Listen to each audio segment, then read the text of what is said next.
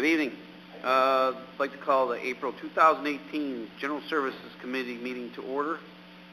This time, are there any additions, corrections, or anybody want to hear the minutes? Deletion? Anything? Hearing none, we'll accept those.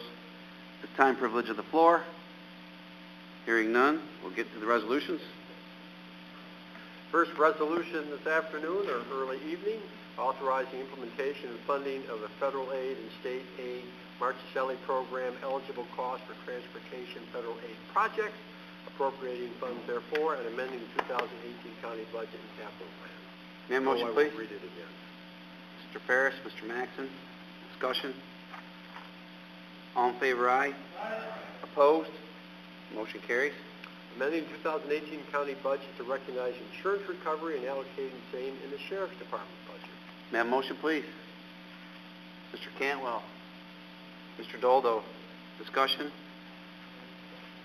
All in favor, aye? Aye. Opposed? Motion carries. Amending the 2018 county budget to reappropriate Governor's Traffic Safety Committee Stop DWI Crackdown Enforcement Grant. May I have a motion, please? That's it. Mr. Ferris. Discussion? All in favor, aye? Aye. Opposed? Motion carries. Authorizing agreement for additional allocation for the Governor's Traffic Safety Committee Stop DWI Crackdown Enforcement Grant and amending the 2018 county budget in relation thereto. May I have a motion, please? Mr. Ferris, Mr. Doldo. Discussion? All in favor, aye? Aye. Opposed? Motion carries. We got an additional resolution that's hot off the presses at about 3:45 today. Yeah. All kinds of advance notice.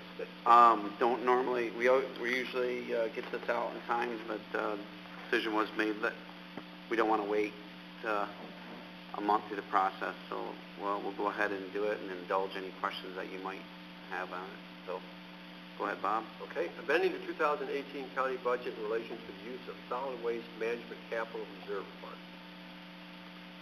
May I have a motion, please? Mr. Maxon, Mr. Ferris, discussion. Maybe just as a quick highlight for everybody's attention, we at the transfer station had the great big door that folds up in the center had some problems about 2 weeks ago, and that's to fix it because of the size of the door and all of 10 tons or something like that. It took quite an effort, and it's about a $13,000 project repair just today, which is why it necessitates this resolution. We had some problems also on the transfer station, and that's another thing. It's a baler pump, and that's about a $7,000 item, so we thought it would be appropriate to tap the reserve account only for that facility to keep the existing line item for maintenance intact, because we're only into April, and there's a ways to go yet. So that's any further discussion? Mr. Maxon? Offhand, how much is in that repair line, maintenance repair? I can pull offhand, the individual account, I don't know, about 20,000, something like that. No, it wouldn't be quite that, I don't think. Jim, do you recall what the maintenance budget item is? Close. Around 20,000. Yes. So this would have wiped it out. So it would wipe it out, yes. That's why the necessity to bring it forward. My understanding, buildings and grounds came out and helped with the door too, did they? Help get the door up. It was a pretty touchy situation. It's a very heavy door.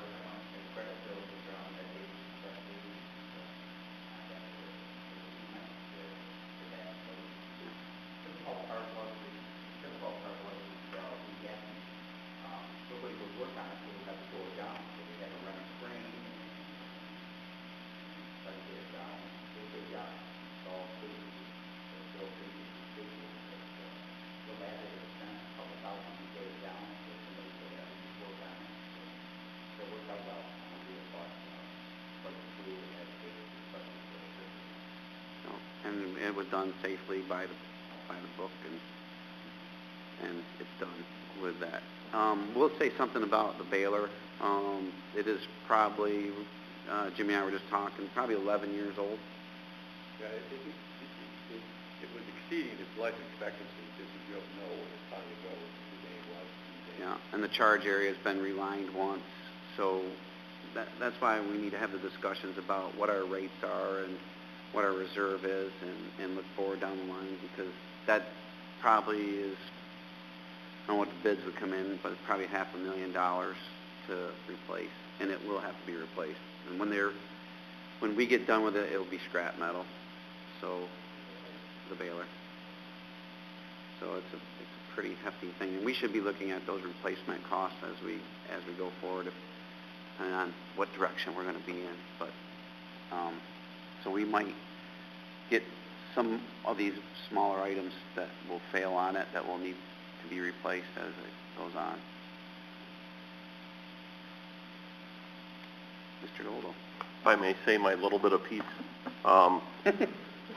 The door out there has been down for quite a while, and of course I found out when I went out to dump a load myself with my dump trailer and had to wait in line. You know, sometimes Jimmy does a good job and knows what he's doing, and we have a little delay with our friend downstairs in purchasing. You know, you're not only taking time of the people that are out there working, but people that go out to dump and have a business to run and have a delay because you don't have enough space and availability to dump garbage. And I think that sometimes we wind up tripping over pennies to try to save dollars, and it just doesn't work. And I don't know if there's some emergency fund or why we had to get purchasing involved. I think Jimmy had a pretty good handle on it, and I was a little disgusted to find out that there was such a long delay of, how long was it down, Jimmy? About 3 weeks, if you had to guess? Yeah, I mean, when you run a business, something like that's vitally important, similar to the baler. And, you know, Jimmy, they try their best to keep things going out there, and then you got customers coming in that expect to get in and out of there in a short period of time, and when they're delayed, it puts them behind and costs them money also. And I just think that there's a better way to handle this than unfortunately getting purchasing involved with everything that needs to. I don't think it was necessary. I understand you're making the point about the process, and so for the group, Jim, how long before when the door was down till we got someone on the scene? How many days was that?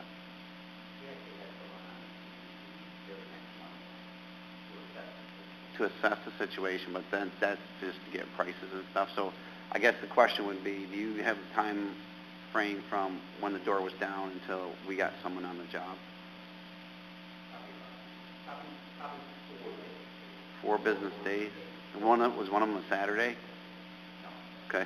Saturday is the worst day out there, so it's a discussion worth having if it's process where we're going to lose out on revenue or inconvenience somebody. Or I will say something when we talk about safety out there.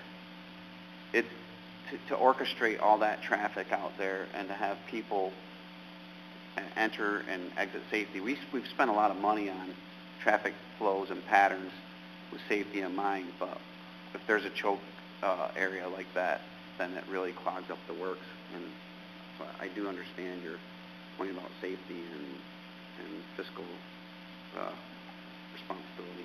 Well, again, and the problem is, you know, I was out there were 2 people in the doors hand unloading. You had one center door.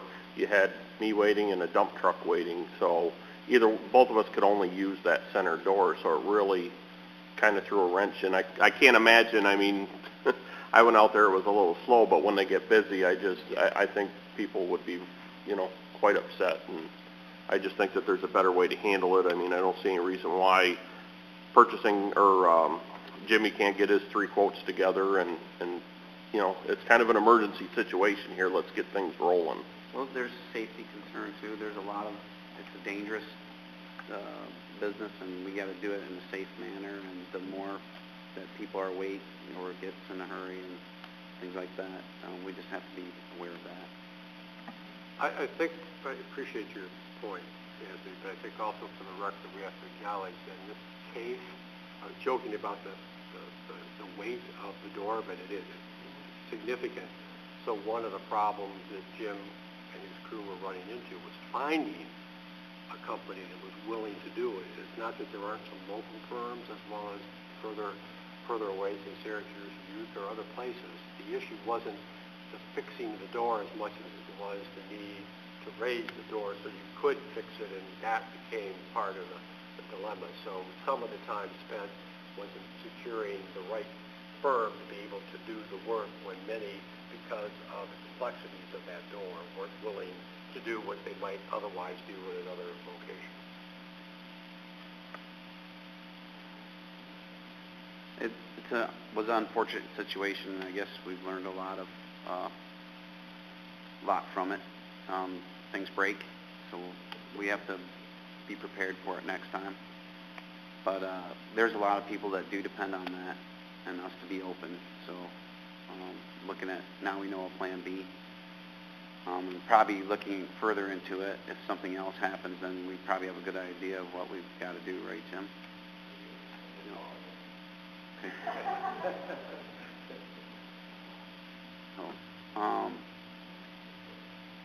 Is there any other options available for down the road at taking a look at this to manually somehow or some other way to have a backup in case the door fails again, to raise it up? I'm assuming it was a motor that went. Is that correct?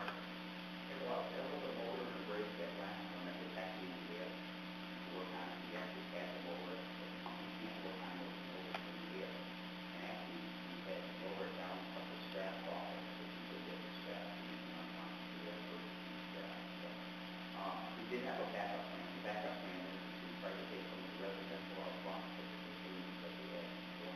But like before, they do get backed out, especially on Saturday. So it's just unfortunate situation. Yeah, I just didn't know if there was a possibility of a backup plan down the road for the door failing, a second way to open or close the door if the motor went again. I know it's quite the heavy door, and you can't just, you know. Not the 10 ton, but it's actually 48 tons is what the... Oh, okay. You underplayed that. And the reason we have a door is because of the DEC and the litter problem that we had, and the design of that had to, we were getting hammered on, threatened with fines, and really we don't need waste flowing down out of the bottom of the building and out everywhere, so we'll take that under advisement. Any other discussion about the door and the pump? All in favor, aye? Opposed? Motion carries. In your packet, the monthly weights and measures report. And, drum roll, please. Looks like we have some good numbers again for the last reporting month. We're up 9% of traffic for passenger movement at the airport. So, continues to be, I know we have growing pains out there, but it continues to be a vital part of the North Country and people's travel. I just heard someone today say that free parking is great. So a lot of people use it just for that. I did get a little bit of history we got to share with you on my phone. I think I can get it. That we're going to be close to 90 years since that's been in operation. It looks like, if I can get my mail here, that the field was purchased in July 24th, 1928, and they started flying out in 1929. No, actually, well, the city of Watertown purchased 185 acres from Levi Livermore at a cost of $10,164.23, July 24th, 1928. And a company called F.H. Taylor brought some planes out there, and they actually flew about 8,000 passengers in 1929. So I don't know if we had that many when we took it over. No, we didn't. That's hilarious. We have 4,000 to 4,500. I don't know if that was employments or total traffic, but so We had to go backwards before we went forward, so, if you look at our numbers now, 46,000, over 46,000 last year, it's a good accomplishment, and with the vision of the board here and the employees, administration, so we're gonna keep working at it. And, we're just discussing tonight, maybe, June or July, we'll have our, general services meeting out at the airport. It was good to have last year, and, well, I think it's a good idea if we do it again this year. So, little field trip, look at some of the new stuff out there. I want to thank the department heads for coming. Anybody have anything to report? Any questions for them? Any other thing to come before the committee? All right. Motion to adjourn. Mr. Doldall, Mr. Maxon, thank you.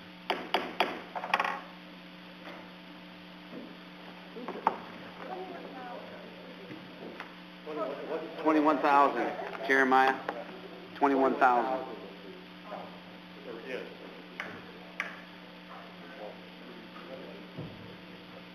Jimmy's moving on. He's actually going on vacation. Oh, yeah. Jimmy is very bad. Well, before the, he's not taking vacation. No.